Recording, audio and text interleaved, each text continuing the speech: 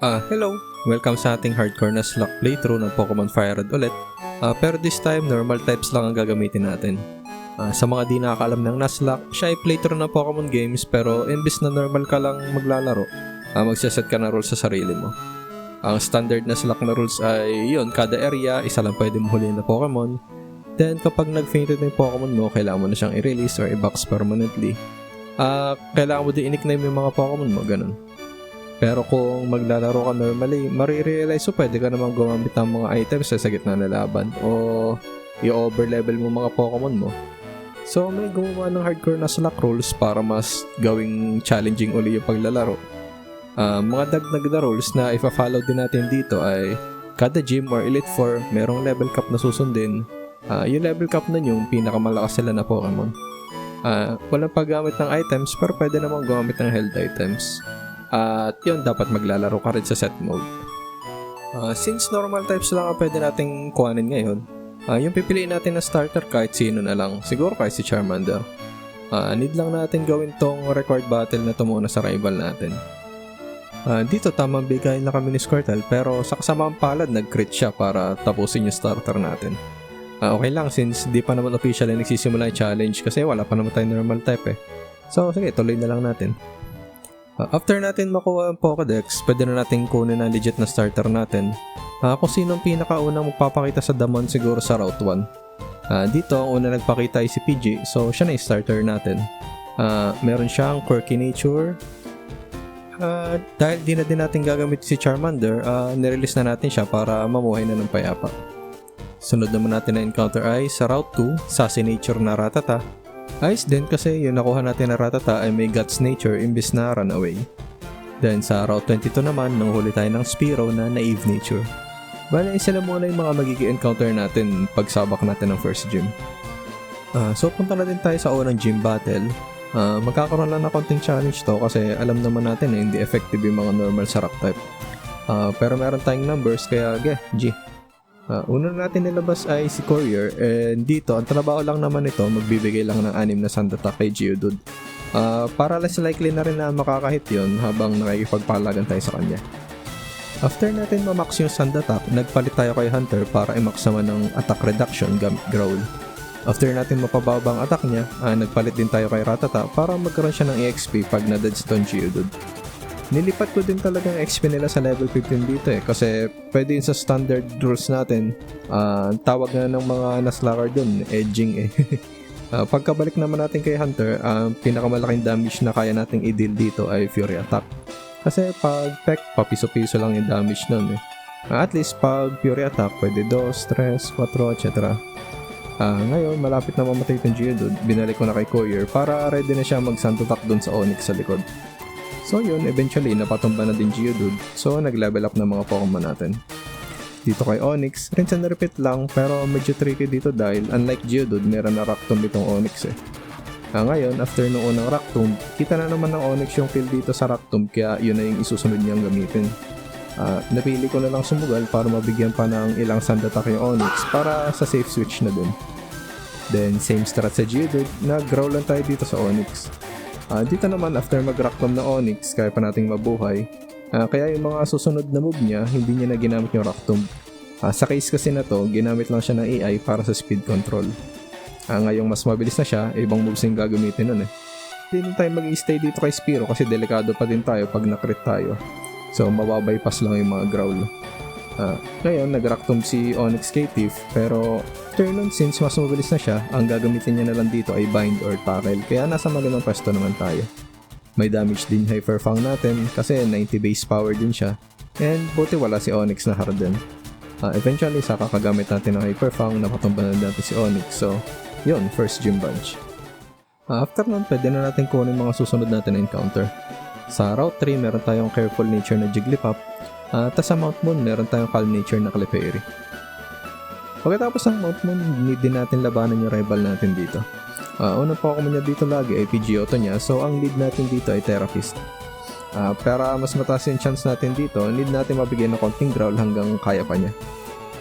Yung total nating nabigay na growl, tamang 4 lang, pero since medyo alangan na, need na natin mag-switch dito. Nilabas ko na lang si Tiff para sa Hyper Fang. Pero since nag-sand attack dito ngayon, need ulit natin mag-switch out. At try din natin tapusin gamit si Singer naman. After ma-pound ng ilang beses, nadali naman niya. Sunod naman si Ratata, and yun, na one hit lang siya sa Mega Kick. After naman nun, si Squirtle naman nilabas niya. Nag-try lang din ako dito sa 55% accurate na Sing, pero yun, buti tumama naman. Try naman natin gumamit ng 75% accurate na Mega Kick. Sadly, wala. After mag-try na ilang pa na Mega Kick, ayaw talaga, so nag-switch out na ako dito. Sakto pagkatating naman ni Tiff, nagising na si Squirtle tsaka nag-withdraw. Okay lang siguro kasi may damage pa din naman yung Hyper Fang natin. After ilang pa na Hyper Fang, tinapos na rin natin gamit yung Kick Attack. Last Pokemon naman niya ay si Abra, pero yun, isang hit lang din siya ni Tiff. So alright, si Misty naman. Bago natin labanan si Misty, tinapos na din natin yung Nugget Bridge tsaka kinuha natin yung SSN ticket. Kaya pwede muna akong kumuha ng isa pang encounter, Meowth na Impish Nature dito sa Route 6. Kinuha na din natin yung Farfetch'd Vermilion na Adamant Nature. Kaya lang habang pinopoison ko si Tiff sa Wild Ekans para sa Guts, nag-level 22 siya ngayon so hindi ko na din siya magagamit kay Misty. Sayang lang kasi Raticate na din siya and tinuruan ko pa naman ng Secret Power. Pero no choice, kailangan natin talunin si Misty gamit yung ibang Pokemon natin. Start natin dito ay makapagsapalaran sa Staryu niya gamit si Therapist tapos Minimize. Ni-anchor ko siya para malak siya sa Harden para makapag-setup din ako ng Minimize din natin.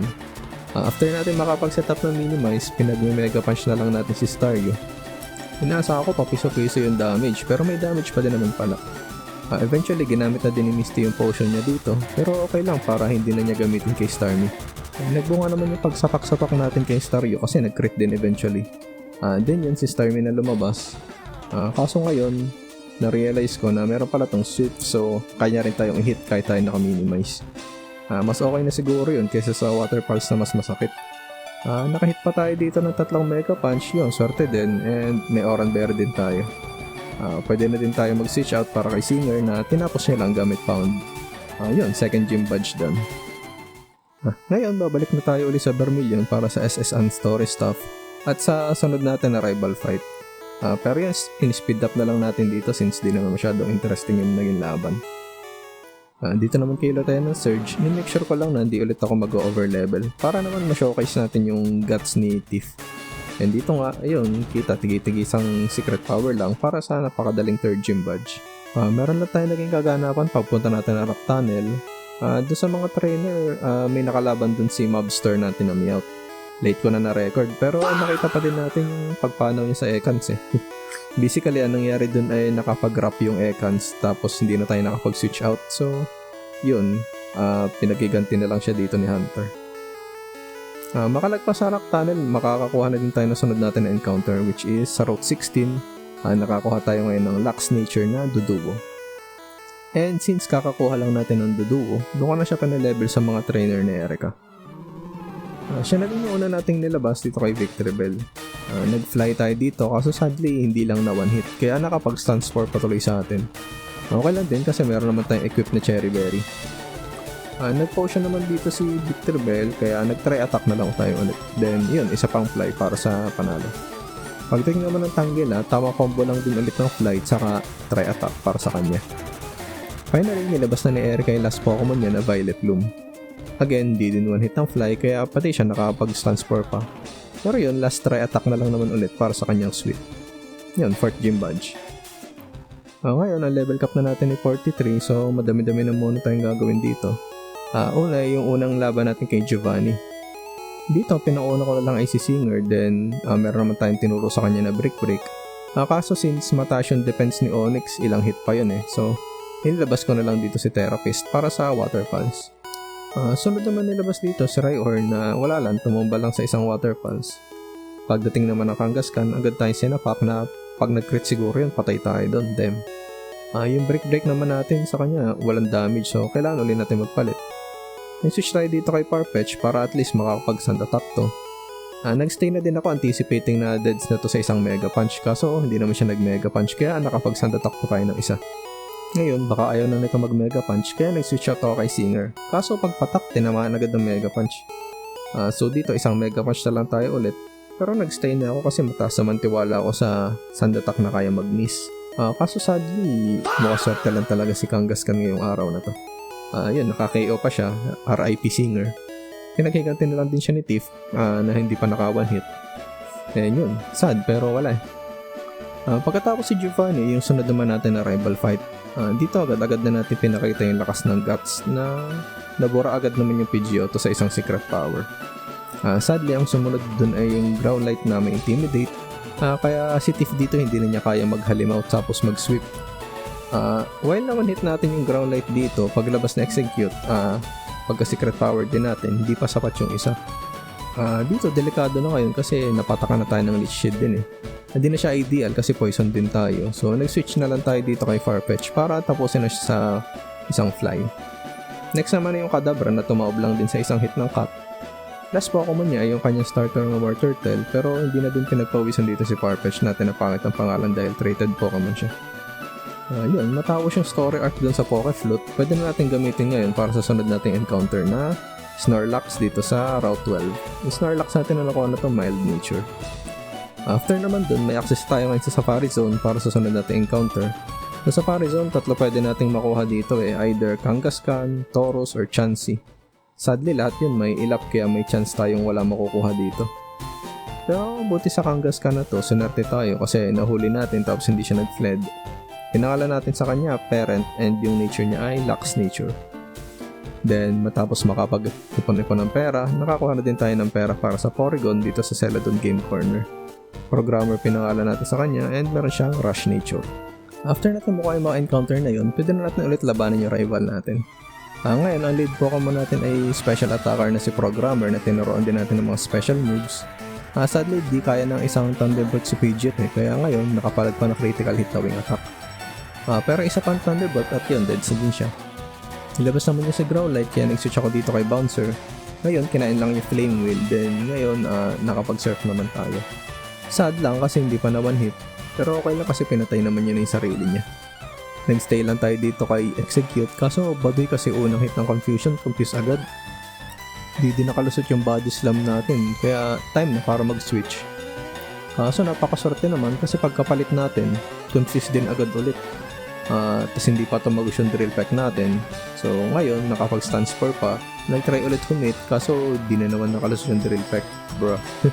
So nag-switch out na ako dito kasi no choice and ang pinapalag ko na lang ay si Parent. Hindi lang one hit ng strength kaya ngayon nakapag-stun spore ulit. 75% accurate yun hindi naman 100. Pero yun, dead sa din naman sa execute sa wakas. Ngayon si Alakazam naman, buti wala pa itong psychic dito kaso di din naman tayo nakahit. So palit na lang ulit ako kay Tiff, safe naman tayo dito kaya nakapagbato pa tayo ng Shadow Ball para sa one hit. Last Pokemon naman ay yung Blastoise. May damage naman yung secret power natin kaso tinamaan na din tayo ng Future Sight dito so need rin ulit natin mag-switch. This time kay Therapist naman tayo, nag-setup na lang din tayo ng isang Cosmic Power para di sana masakit yung pag na-hit. After natin ma-hit ng ilang beses, nakakrit naman siya para mabypass yung Cosmic Power natin. Pero buti hindi naman ganun kasakit kahit torrent boosted na yung atake niya. Ayun, eventually dead sa din si Blastoise. Sakto lang naman, pinahirapan na tayo ng execute. Moving forward naman kay Giovanni ulit, pinaunan lang din natin dito si Programmer na against Nidorino. Agad-agad namang nakapag-poison to sa unang hit, then pagka-psychic natin, di pa pala siya kaya ng isang hit. Nakahit man si Nidorino dito kahit mahina, may poison damage pa din Next ay si Nidoqueen, kaya nagpalit na din ako dito kasi medyo delikado na. Sadly, hindi din kaya makapag-toe-to-toe ni Sprinter dito dahil malambot siya masyado, tapos makunat pa si Nidoqueen. Mag-switch ulit tayo dito, kay Bouncer naman. Save tayo dito sa poison kasi ang ability nito immunity.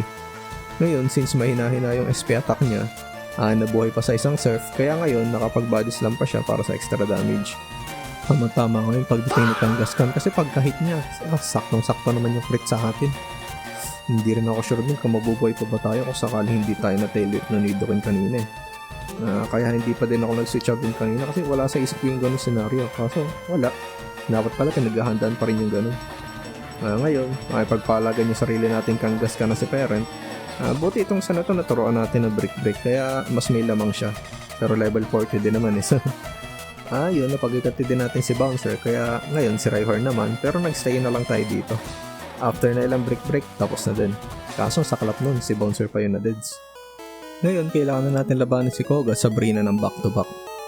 Nakanda din ako na konti kay Koga kasi nakakatakot yung mga coughing na nagsa-self-destruct eh. Ang lead Pokemon ko laban kay Koga ay si programmer na merong Psychic. Turns out, 1 hit lang pala yung coughing ng Psychic, so medyo safe naman tayo. Inasa akong susunod na isa pa niyang coughing, pero isinunod na ni Koga dito si Mac niya. Dito yung unang Psychic mukhang alangan para sa 2 hits, pero yung sumunod naman natin na Psychic mukhang nag-high roll na. Then nilabas naman niya yung isa niyang coughing na tumamba lang din sa isang Psychic.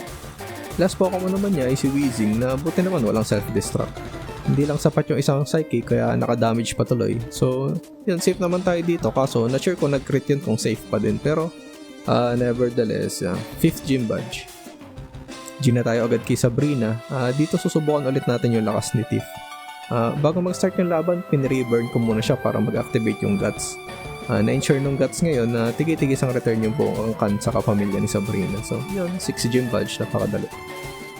Bago magdiretso kay Blaine, may kinuha lang din akong isa pang member ng team para mapalitan si Hunter natin na Firo. Since may flying type na rin naman tayo namatay na din naman yung isa nating pang surf kanina, so yun, kinuha ko na lang tong isang Lickitung na to para pamalit sa kanya. Yung traded Lickitung na to, Relax Nature pala. Hindi lang natin mababago yung pangalan. Ngayong may surf user na tayo, pwede na tayo pumunta ng Cinnabar para labanan na rin natin si Blaine. Pero dito ginamit ko si Therapist para sa Calm Mind strat. Nakapag-setup naman tayo ng dalawa pero hindi din ako nakapag-setup ng madami kasi medyo alangan na din eh. For sure, GG na yung Growlithe dito sa +2 Waterfalls. Sumunod naman yung Ponyta, yun, Deads din. Yung Rapid Dash naman, nauna lang sa atin yung matake kaya nakapag-damage pa pero eventually di rin niya kanaya yung Waterfalls. Last Pokemon naman ito sa Arcanine, kaso not sure if mamatay ito agad sa Waterfalls. Buti nag-mission takedown kasi feel ko masakit yung damage nun. Tsaka buti kahit hindi one hit, na-confuse naman. So ngayon, papaligoan na lang natin ang Waterfalls to. Inubos na lang naman yung time niya para mag-heal. Sa dulo gumamit pa nga siya ng full heal imbis tumry dumamage, kaso wala na din naman. 7th gym badge. So tuloy-tuloy na, dito naman tayo sa huling laban natin kay Giovanni. Lead Pokemon ko naman dito ay si Lickitung natin. Tama-tama, one hit lang yung Rhyhorn dito gamit Surf. Sinunod naman niya dito si Nidoqueen kaso nauna lang sa atin nakapag-earthquake pa. Pero nakapalag naman tayo sa Surf. Sa sunod na turn, hinil naman ni Giovanni itong Nidoqueen niya pero this time nag-crit yung Surf natin kaya di na tayo nahirapan doon. Next naman ay si Nidoqueen kaso nauna din tayo ulit ng earthquake eh. Pagka-surf naman natin, one hit lang so all good pa din. After nun si Dugtrio naman, kaso ayaw talaga mag-proc ng quick claw natin dito. Naunahan na naman tayo, so yun, surf lang naman din. Pati yung last Pokemon niya na isa pang Rhyhorn, yun, isa lang din surf. So, 8 gym badge. Before mag-Elite 4, may huli lang tayong laban sa rival natin dito. Bago din natin siya labanan, nilevel ko muna sa 55 yung mga Pokemon natin. Although level 60 naman yung level cap, pero wala lang, para may extra room lang tayo sa mga trainer dun sa Victory Road. Dito naman sa rival natin, inuna ko lang ulit si Programmer para sa Thunderbolt. Expected ko 2 hits pero ayos kasi nag-crit na rin siya.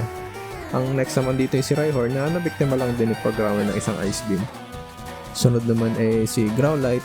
Di siya kaya ng one hit Psychic pero okay lang siguro kasi nabigyan tayo ng pagkakataong makapag-recover.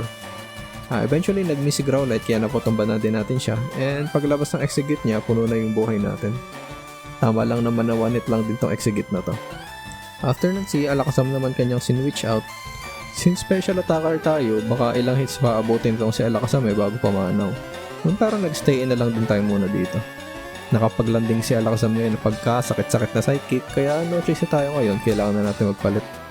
Sinitchat ko naman dito si Therapist kasi alam ko kaya na natong tumakin ng Psychic and yun, kaya-kaya naman nga.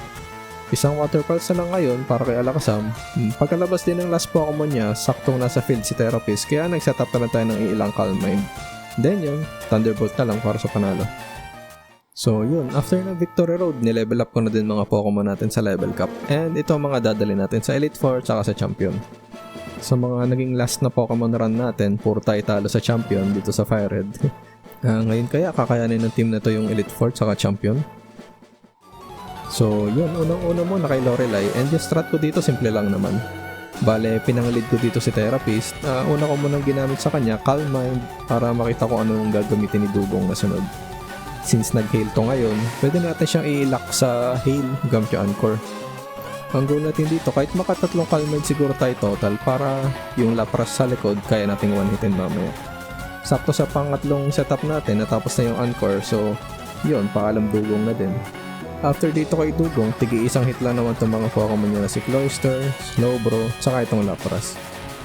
Last na nilabas niya dito ay si Jynx, kaya lang di siya natin na-one-hit ang Thunderbolt eh. Nakapag-heal pa dito ngayon si Lorelei, kaya ngayon nakapag-lovely kiss pa tong kanyang Jynx na pinaghandaan naman natin gamit yung berry natin. So yun, GG Lorelei. So yun, ang next naman ay si Bruno. Alin natin dito, si Likitang natin na naunahan ng Onix. Yun, nakapag-earthquake patuloy. Nabawayan naman natin ang Surf, then yun, sunod ay si Hitmonchan. Not sure ako sa move na gagamitin ito, pero nakakatakot makrita ng Sky Uppercut eh, kaya nagpalit na ako dito kay Sprinter na binigyan ko na lang ng Sharp Beak. Turns out, ang ginamit pala ay Raptum, so delikado pala kung sakaling nag-connect yun. Pero ayos na din, kasi isang hit naman si Hitmonchan dito gamit yung Drill Peck. Sunod naman ay si Machamp na salamat sa Sharp Beak, yun, one hit lang din natin. Di na din nagtagal, sumunod na din si Hitmon sa Hukay. Alas po ako naman ni Bruno ay isa pa niyang Onix, pero tong Onix na to wala naman tong rock type move, so nagstay na lang ako dito kay Sprinter para sa ilang hit na lang na still yun. Yun, Bruno defeated. So after ni Bruno, si Agatha naman, bago ako pumasok na Elite 4, plano ko sana i-burn si Tiff para ma-activate yung guts, kaso nakalimutan ko na din. So imbes na siya unahin ko sana dito, si Parent na lang. Sayang lang, hindi lang na one hit ng Shadow Ball kaya nakapag-confuse Ray pa. Pero okay lang kasi may held item naman tayong berry para dun. Gumamit na din si Agatha na full restore, pero wala to, lang din naman siya na Shadow Ball. Next naman ay si Golbat na hindi na din nakapalag masyado kasi na-confuse lang siya sa DC Punch. After ni Golbat ay si Arbok naman na nakakatamad kasi minus attack na tayo ngayon dahil na-intimidate. Still, mukhang yung Earthquake natin, sakto lang naman sa 2 hits kaya nag-stay in na lang din tayo dito para sa KO. Next naman dito yung kanyang Gengar, so inisip ko magpalit kasi minus 1 na tayo sa attack eh. Pero mahirap din kasi mag-switch kasi may Sludge Bomb to.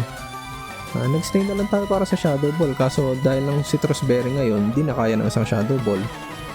So pinilit na lang din natin kahit mag-pull siya. Nakapag-landing din dito si Gengar na Hypnosis. Kaya i-combo dito Nightmare, pero since may early bird tayo, okay lang naman siguro. So yun, pagka-try niya mag-Nightmare, wala na kasi nagising na. Mukhang nag-low roll lang yung Shadow Ball natin ngayon and nakapag-poison pa din yung Sludge Bomb niya. Pero at this point, wala na, deads na din. Pagkalabas si Hunter, inalis ko na lang din yung poison gamit rest. Tinake na din ni Hunter yung chance na yun para makapag-Dream Eater pero wala naman pala masyadong damage. Maya nagising na si Parent and ilang Shadow Ball na lang, GG na si Hunter at si Agatha. Last Elite 4 member naman ay si Lance. Dito usually nagsisimula akong magkaroon ng death pero yun, titingnan natin ngayon. Nilagay ko na lang dito sa lead si Therapist para sa Thunderbolt sa Gyarados. One hit naman as expected, kaso ang sunod pala niya nilabas si Aerodactyl. Hindi ako handa dito kasi pinaghahandaan ko yung sunod na Dragonair niya dun sana ako magsa-setup. Kaso ngayon, hindi ako makapag-setup dito kay Aerodactyl. Pinalag ko na lang gamit si Therapist, kaso sadly, ang laki na nang naging damage sa atin. And by the time na mapatay natin ito Aerodactyl, yun, nilabas niya na dito si Dragonite niya.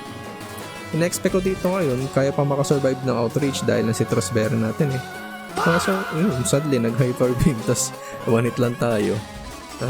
Sad, wala na yung pang-Calmade natin ngayon. So, para sa revenge kill, nilabas na lang natin dito si Programmer, kaso hindi pala kaya ng isang Ice Beam. Bumawi dito ngayon si Dragonite na Outrage na siguro kung nakakrit yun, patay din tayo. Pero buti naman hindi, kaya yun, tayo naman ngayon pamatay sa kanya. Si Dragonair naman sinunod niya, and dito na unang patay at nakapag-outrage patuloy. Nakatulong din yung Citrus Berry natin dito, pero need na uli natin mag-switch out kasi hindi na one hit Si Sprinter na lang nilabas ko kasi medyo malakas physical damage nito. So yun, eventually napatay na din natin tong Dragonair, and saka itong isa pang Dragonair. So yun, status natin bago mag-champion ay wala na pang setup natin, tapos ubos na rin yung dalawa nating Citrus Berry. Pero sige, G. So yun, rival time. As usual, ang lead Pokemon natin dito kay Pidgeot ay si Programmer. Sinubulan natin na Thunderbolt kaso naunahan agad tayo. So, magre-recover muna tayo dito para hindi sana ganun kalaki yung damage sa atin. So ngayon, dito naman inilabas niya si Alakazam. Ngayon, since wala akong safe switch dito, nag-risk na lang ako kay Tiff. Siya tuloy ngayon yung nabagsakan ng Psychic na yun, pagkasakit-sakit. Alam kong patay na rin to pero pinilit ko na lang din magstay kasi di na naman tayo makapag-switch ng ayos. Kaso yun, wala, mas mabilis talaga tong Alakazam. Sa pagkamatay ni Tiff, nabigyan tayo ngayon ng safe switch para kay Parent. Again, sakit uli ng psychic and deads to si Parent kung sakali nag-crit yun eh. Butan lang again, hindi. Kaya nakabawi tayo ngayon ng isang hit. So ngayon, 4v4 na pagkalabas kay Executor. Ang mali lang siguro dito, pagka-rest ko, nagamit yung Chesto Berry natin, then saka naman siya nag-sleep powder. Nag-stay muna ako ng isang turn kasi baka ako magigising na ako.